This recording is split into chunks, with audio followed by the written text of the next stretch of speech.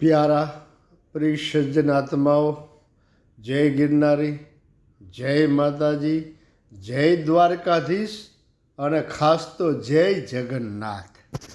આજે અમારી આસ્થાની યાત્રા ચેનલ દ્વારિકા નગરીમાં પહોંચી છે.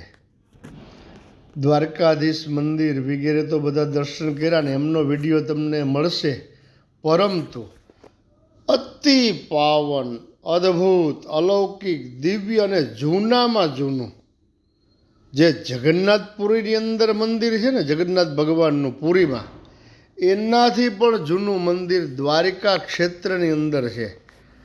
આપ કોઈને ખ્યાલ પણ નહીં હોય અને તમે આ જગ્યા ઉપર ગયા જ નહીં હોય એવું સુંદર મજાનું વાતાવરણ અને દિવ્ય તળાવ, ચારે બાજુ ખારું પાણી. અહીંયા ભગવાનની કૃપા આખો કાંઈ મીઠા પાણીનું તળાવ છે. એમાં કમળ, કાયદેસરના કમળ. આજથી નથી, આ 5 વર્ષ 1000 જૂનો આનો વેલો છે. કમળના મૂળ છે, છોડ છે, 5000 વર્ષ જૂના છે. જ્યારે આજીવિકા માટે કોઈ સાધન ન હતું ને, ત્યારે કમળ કાકડી પબડી વેચી અને મંદિરનું ગુજરાન ચાલતું. ત્યારની આ વાત છે. જે આપણે સુભદ્રાજી, બલદાવજી, કૃષ્ણ ભગવાન દ્વારકા નગરીની અંદર હતા ને, જે ચર્ચાઓ માતા બધી રૂક્ષ્મણી આદિ 16108 પટરાણી સાથે ચર્ચા થાય છે, જે આવે છે કથા કે ભગવાનની આંખું ફાટી રહી જાય છે, આંખમાંથી અશ્રુધારા થઈ જાય છે, નારદજી આવે છે. હવે આ ભગવાન તમારું સ્વરૂપ થયું કે આ મારું કળિયુગમાં પૂજા છે. એટલે એ મંદિર જૂનામાં જૂનું મંદિર દ્વારકામાં છે. અને દ્વારકાથી તમે બેટ દ્વારકાવાળા રોડ ઉપર જાઓ તો વરવાળા કરીને એક ગામ આવે છે. ત્યાં ગમે ને પૂછો ને કે સોનાના મંદિરે જવું છે, સુવર્ણ મંદિર કયો, એટલે તમને તરત બતાવશે. એટલે અચૂક અને ચોક્કસ તમે દર્શન કરવા જાજો. આ સ્ફટિકનું શિવલિંગ, આ મંદિરના તમે દર્શન નહીં કર્યા હોય અને નહીં કરી આવે. અતિ પ્રાચીન મંદિર છે. જ્યારે પણ સમય મળે મારા પ્યારા પ્રિય સજ્જનો, તો એક વખત અવશ્ય જાજો. અને ખૂબ સુંદર સરસ મજાનું મંદિર છે, એનો આખો ઇતિહાસ છે, અને તમે અવશ્ય જાજો. જગન્નાથપુરીથી પણ આ જૂનું મંદિર છે. એટલે આપણા સૌરાષ્ટ્રની અંદર, આપણા ગુજરાતની અંદર છે, અને આપણે ખ્યાલ ન હોય કેમ ચાલે. આ જગ્યાની અંદર જાતા જ 12 સૂર્યનારાયણ ભગવાન છે, દ્વાદશાદિત્ય સૂર્યનારાયણ ભગવાનનું મંદિર છે. ત્યારબાદ જે રાણાવાવ ગુફા નીકળે છે ને, ભોયરું, એ દ્વારકાથી રાણાવાવ સુધીનું ભોયરું, જે સ્યમંતક મણિ, ભગવાન કૃષ્ણ અને જાંબુવાનજીનું યુદ્ધ થાય છે, બરાબર, એ બધી કથા અહીંયાથી જોડે છે. અહીંયા આખી ગુફા છે, રાણાવાવ નીકળે છે. કાલક્રમે તો હવે બંધ કરી દીધી છે, ઉપર ચડતર કરી દીધું છે, પણ ગુફાનું બધું હજી એમને અખંડ છે બધું. મંદિરની અંદર હનુમાનજી મહારાજનું મંદિર છે, પછી નાનકડું શિવ મંદિર છે. ત્યારબાદ જેટલા સાધુ સંતો અહીંની પરંપરા મુજબ મહંતો થઈ ગયા છે, એ આ બધા મંદિરના મહંતોની સમાધિઓ છે. એક મહંત હમણાં જ કરાચીથી, એટલે ઘણો સમય પહેલાં, દેહાવસાન હમણાં થયું, કરાચીથી આવેલા હતા બાપુ, અને 126 વર્ષ જીવ્યા, અને આ મંદિર ઉપર પોતે મહંત પદે બિરાજમાન હતા. એમના પછી અત્યારે બીજા મહંતજી મહારાજ આવ્યા છે, અને અતિશય જૂનું મંદિર છે આ. તમે જોઈ શકો, આ તુલસી મૈયા, તુલસીજીના વૃક્ષો કેવડા છે. હજી તમને હું બગીચો બતાવું છું, અંદર બગીચામાં લઈ જાઉં છું. આ યજ્ઞકુંડ છે, આ આખો ગાર્ડન. આ બિલ્વના ફળ છે ને, બિલ્લીના ફળ, એ ક્યારેક જ પાકે, પણ અહીંયા 12 માસ પાકે છે. પણ આ બગીચો, ગાર્ડન આખો, નાળિયેરીનો, બિલ્લીનો, કણેરનો, જુઈનો, ચંપાનો, અને આ તુલસી મૈયા, તુલસી માતાજીનું જંગલ. દ્વારકા જાઓ તો દર્શન કરવાનું ભૂલશો નહીં તમે. એક વખત તો અવશ્ય દર્શન કરજો.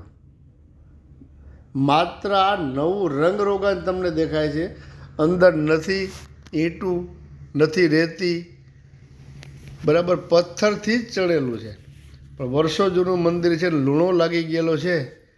હવે જો આ આંબાની અંદર પણ મોર આવી ગયો, નાની નાની કેરી આવી ગઈ છે, તમે નજરે નિહાળી શકો. અને પૂજ્યપાદ મહંતશ્રીના જે શિષ્ય છે અને બાપુ પૂજારી છે આનંદ મિશ્રાજી શાસ્ત્રીજી કરીને. जब भगवान गोभी तालाब से लौट के आए तो अपनी बहन को बाहर बैठा देखा, तो बहन से कहा बहन आप बाहर बैठे हो। तो बहन ने कहा कि भाई जो भाभी लोग हैं ना उन्होंने हमको आज्ञा दिया है कि बाहर बैठो, आप किसी को अंदर आने की अनुमति नहीं। बोले ऐसा क्यों? बोले इसलिए कि जो आपने जो बचपन में जो लीला की है ना उसका वो वर्णन कर। भगवान एक साइड बैठ गए, भगवान कृष्ण भगवान एक साइड बल्लभ जी, तो ये स्वरूप बन के होता है जगन्नाथ। नारद जी आए, नारद जी ने देखा, बोले ये कौन सी लीला, ये क्या लीला है? बोले हमारे जगन्नाथ स्वरूप, कलयुग में इसी नाम से हम जाने जाएंगे, ये स्वरूप रहेगा हमारा जगन्नाथ। हमारे उड़ीसा में जाके विग्रह बनेगा। सारी जो इतिहास था उन्होंने पूरा उन्हें विस्तार से बताया। तो ये सर्वप्रथम अगर उड़ीसा से पहले जो जगन्नाथ जी का स्वरूप जो बना है वो स्वरूप ये जगह है। અદ્ભુત અલૌકિક અને દિવ્ય મંદિર છે. હવે તમને મંદિરની અંદર લઈ જાઉં છું અને દર્શન કરાવું છું.